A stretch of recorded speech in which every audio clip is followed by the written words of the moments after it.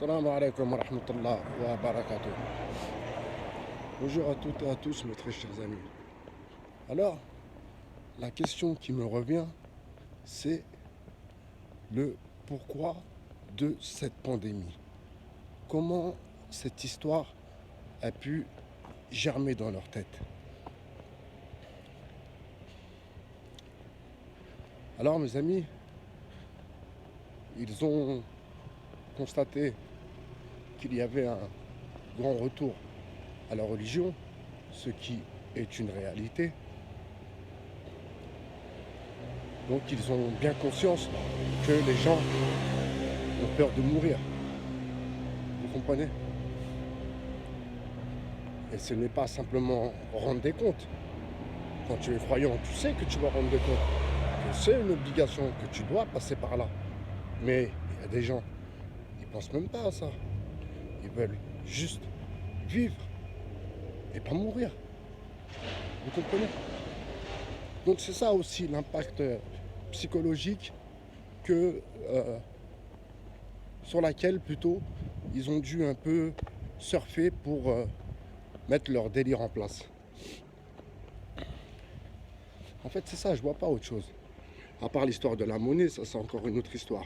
Mais sinon, vous voyez, la peur de la mort, les gens surfent là-dessus. Comme les voyants, les marabouts, etc. etc. Donc là, c'est pas des voyants ou des marabouts. Non. Là, c'est des médecins, des laboratoires. C'est différent. C'est un autre business, si vous voulez. Donc vous voyez, le retour à la religion, pour eux, a été, si vous voulez, propice à ce coup d'épée, ma foi, dans l'eau, je l'espère, mais a été propice à leur coup d'épée. Vous comprenez? Ce retour à la religion est aussi, si vous voulez, est aussi le sujet sensible. Parce que ce sont des choses qui font peur aux gens. Vous voyez, les musulmans, ça fait peur, etc., etc. Donc les gens ont peur de ça. Ils ont peur de mourir. Et en plus, s'ils se font tuer par des gens qui croient, vous vous imaginez. Donc vous voyez la manipulation vraiment dans l'incompréhension la plus totale. Et vraiment, ça me dépasse totalement, mais je reste un peu...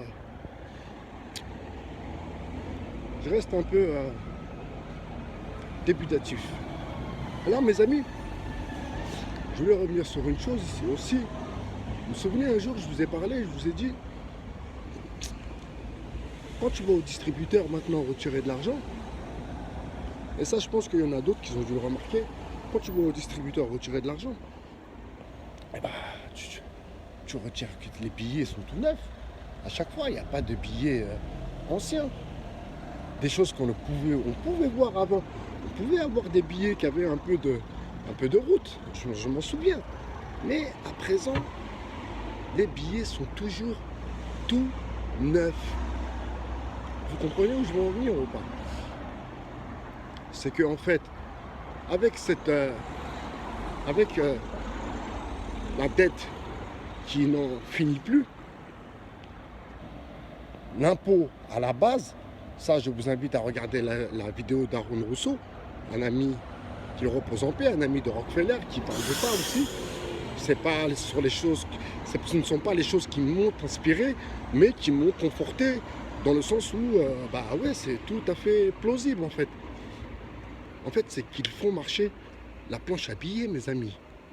Eh oui, mes amis, ils font marcher la planche à billets.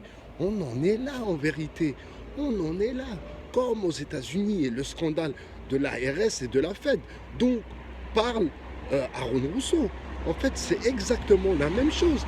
Parce qu'on a toujours un train de retard, un train, 2, 3, 4, 5 trains de retard sur les États-Unis, vous comprenez?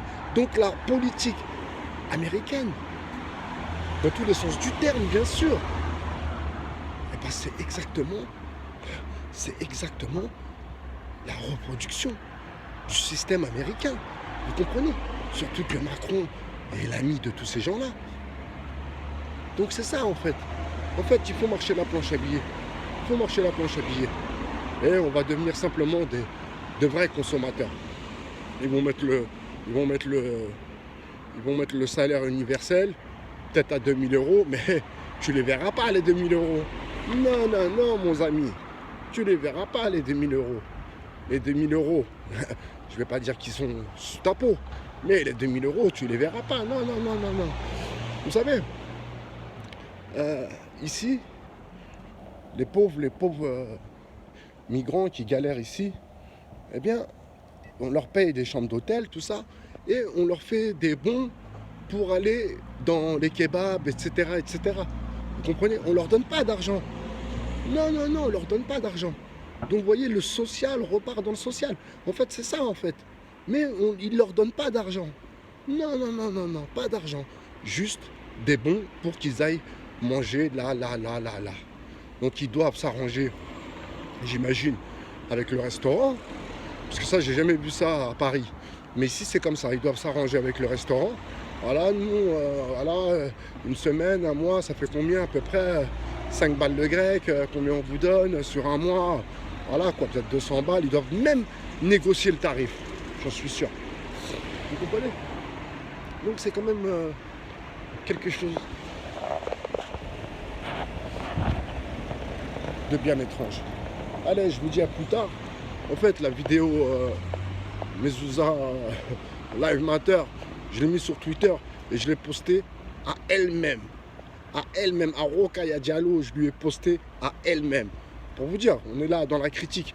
On critique des journalistes, on critique des présidents, mais on ne va pas critiquer des chroniqueurs à 2 balles. Vous avez craqué ou quoi? Vous avez craqué? Comment c'est possible ça? Ça aussi, c'est des choses qu'il faut repenser. Comment on critique des sportifs qui ne sont pas dans la politique?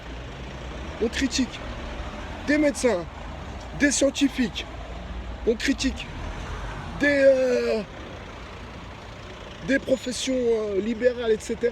Mais on ne va pas critiquer des chroniqueurs télé ou toutes ces conneries.